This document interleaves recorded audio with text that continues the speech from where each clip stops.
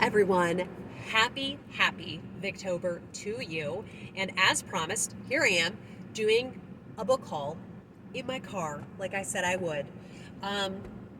Very excited to show you these books. There are some goodies in here. And one disappointment, but goodies other than that.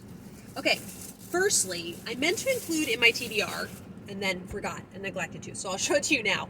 I will be reading, I don't think finishing, but my plan was to continue dipping in and out of the Memoirs of a Highland Lady, Elizabeth Grant of Rothmercus. I don't know if I'm saying that right, but it's a Scottish word. And this is delightful. And this is what I wish they would do with all Victorian diaries, okay? There's so many Victorian diaries. It was a trend in like the late 80s and the 90s to then add a ton of the editor's commentary on top of it. No, I don't want that. I just want the diary. So this is the diary. This, she would have been a peer of Jane Austen. And then I think they were published, I want to say 1898.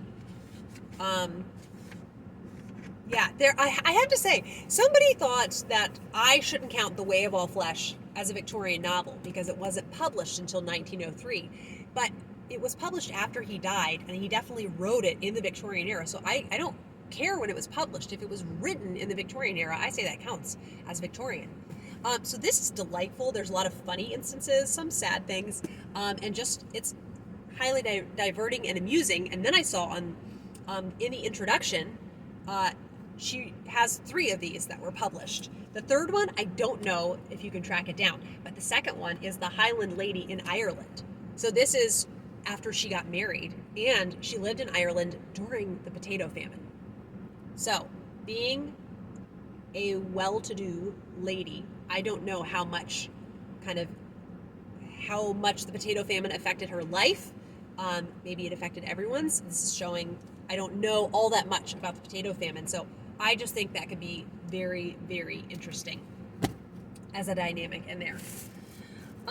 Then I just want to say a huge thank you to Jamie, who has been a subscriber for a long time, and she sent me her copy of The Mystery of Mrs. Blencarrow by Margaret Oliphant.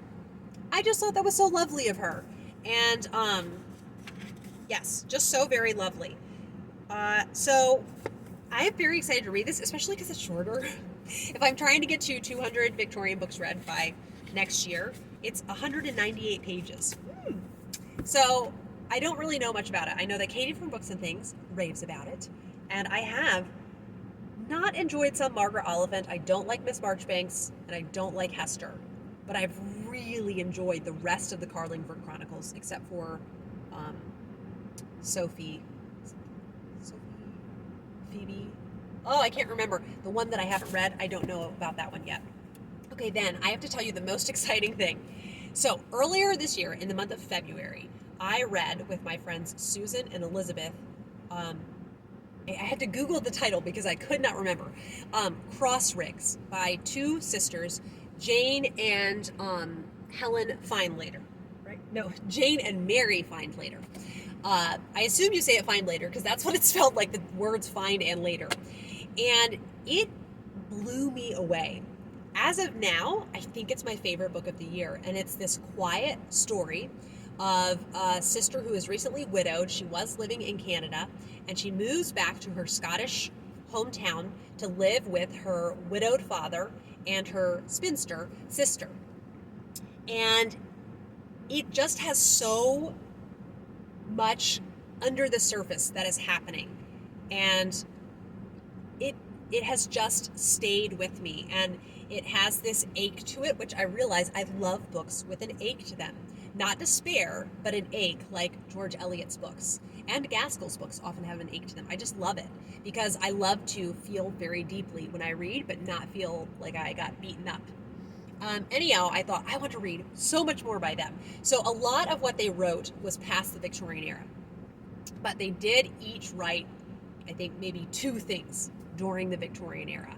And I was just like, oh, I wish I could access these. They're not on Project Gutenberg. I think some of them, maybe you could download a PDF of it, but I've just gotten so spoiled by Kindle formatting. And so I was just Googling all of the book titles just to confirm, and I did like Google shopping. That'll show you know if it's for sale anywhere. And I could not believe, I screamed when I found it. There is a lovely independent press called Hesperus Press, and they've put back in print Helen Findlater's, it was a bestseller in the day, called The Green Graves of Balgowrie. Look how beautiful this edition is. And I emailed the publisher because I was really concerned when after I ordered my copy, I realized it said it was, how many pages is it? This is a short book, 176 pages, and I saw on Goodreads it was saying like 260, something like that. And they were so lovely and got back to me right away, and they showed me, they attached images of both of them, both the old edition and the new one, and they showed there was so much margin on the old edition, and so it added up to, many extra pages.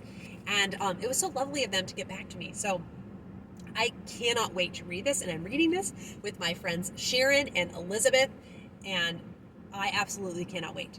So it says that a charming and pathetic tale set in rural Scotland in the 18th century about the life history of two sisters, Henrietta and Lucy, brought up in a secluded mansion by a strangely unhuman mother. And I just have to tell you, I read the first sentence and I got even more excited. So the old house of Balgowrie stands on a rising ground and looks seaward over a wide bay where the tide rushes in with a long tumbling surf. I have to keep reading. To the back of the house, the country is wooded and is intersected by deep and very muddy roads. Once upon a time, the Balgowrie garden, which lay to the south and was protected by high walls from the sea winds, blossomed and brought forth. But now the walls are broken down and the salt winds whistle over the flowers. Veils of fog-like gray moss cover the apple trees, and the fruit is green and sour that grows on their neglected branches. The rose bushes are all gone to leaf, and each rose has a little mossy green heart. The jasmine has grown into a great tree that hangs all to one side over the south wall, and path and turf have long ago been merged into one. Look at her painting a picture so we can feel like we are right there. I could not believe the timing of this. And this was put out just in August. So I will link Hesperus Press down below because they have some, looks like very cool books they have put out. Then something else I definitely am going to be dipping into this month. I could not believe how pretty this book was. So this is Spurgeon and the Psalms. This is a very much an abridgment of a book that he had called The Treasuries of David. And it was very long, thorough commentary on all of the Psalms. And so this is just one paragraph for each Psalm. So this is his commentary right there. And then the rest is the Psalm. And it's just the most delightful book to hold in your hands. And he had such a kind spirit about him. And so to hear his commentary on each Psalm, this is actually something I took with me to the hospital. And it was really comforting to pick it up when I felt like I couldn't read anything else. So yeah, I would always take that with me to the hospital each day. And then I did want a physical copy of Charley's Aunt, a play by Brandon Thomas, for when we read it aloud on October 19th. I wanted a physical copy. Just every once in a while, my Kindle glitches. And I did not want to have to worry about that. So that is that. Okay. After really deciding how much I love Helen Mather's writing style in Coming Through the Rye, which I still haven't finished, but I love the writing style so much. I was looking around when I was considering what Victorian literature to get, and when I saw this copy, I just couldn't resist it. So this is the lovely Malincourt. How sweet is this edition? How rarely do you have a Victorian novel that has this kind of cover? It doesn't even look Victorian. This is more like 1930s. So let's see. This edition, 1929. This is when it came out. So I want to read the lovely Malincourt now after getting that lovely, lovely edition. Okay, this one is a bit of a disappointment. Love Among the Butterflies, The Secret Life of a Victorian Lady, Margaret Fountaine. They've done that thing where they add in their own commentary the whole time. They make it look like it's going to be just her diary, and it is not, and I am peeved because it cannot count for one of my books to get me towards 200 Victorian books read. It has some of her writing, some of the letters. Bad form. So yes, this one unfortunately is disappointing. I mean, I could read it for Nonfiction November, but I'm on a mission with this 200 thing. So I was disappointed about that. All right, 2 to show you. I finally have treated myself to the further letters of Mrs. Gaskell. So these were ones I think they discovered later. And also, if you have seen my big honking copy of the letters of Mrs. Gaskell, it's so big. I think it's like 700 pages or something. So this is just extra ones that they found, and I cannot wait. I just fell even more in love with Elizabeth Gaskell from her letters. So very, very excited. And this is one I think this Victober I will be dipping into. I love the idea of having the kind of longer, tomes and novels to get through, and then having letters to dip in and out of. Okay, I got the selected letters of Robert Louis Stevenson. This is big, but get this, okay? What did it say in the introduction? Yes, this selection prints in whole or in part 317 letters that are representative of each period of Stevenson's life.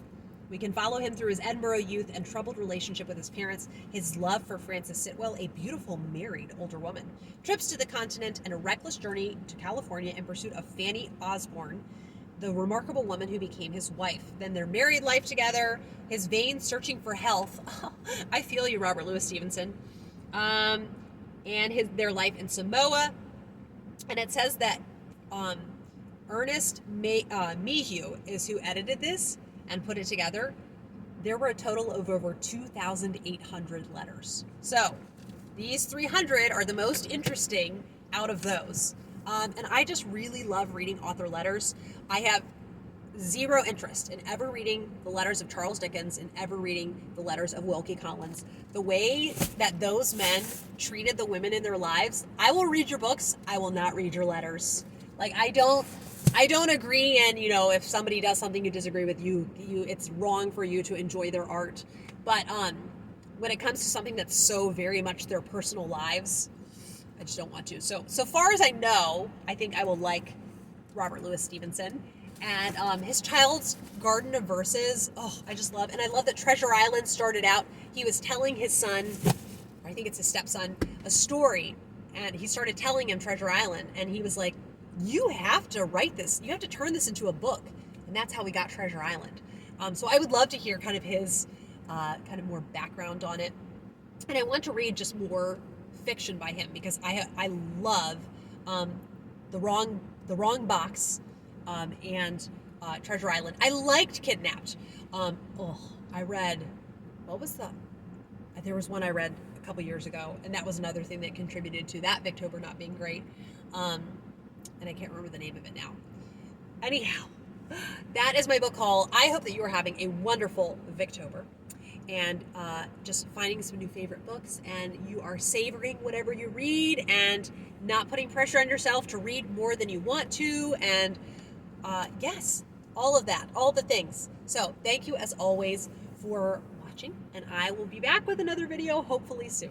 All right, bye.